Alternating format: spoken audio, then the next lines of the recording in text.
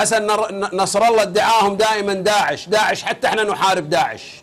انا امس كنت في احد القنوات، ولما صرت ضد وجهة نظر وتوجه القناة قالوا انت داعش. طيب دكتور فهد، خطابه الاخير اثار انتقادات داخلية واسعة لبنانيا. الشيعي هل يستطيعون ان يحاربون الارهاب الشيعي اللي عندهم؟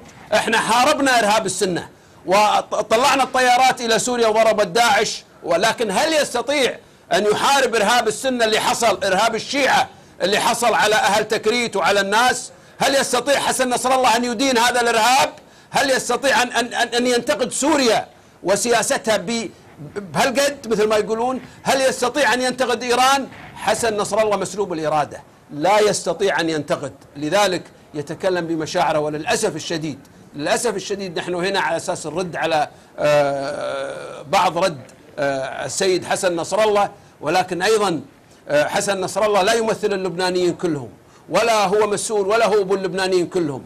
لبنان سمعنا كلمات من اغلب اللبنانيين بانه مع العرب ومع الوحده العربيه، ومتضايقين على فكره اللبنانيين، متضايقين من اسلوب ومسلك حزب الله في هذا البلد، حزب يعطل انتخابات الرئيس، دوله بدون رئيس بسبب حزب متعنت. لا فرق بينه وبين الحوثيين، لا فرق بينه وبين الحوثيين الذين احتلوا البلد بقوه السلاح ويفرضون قرارهم السياسي.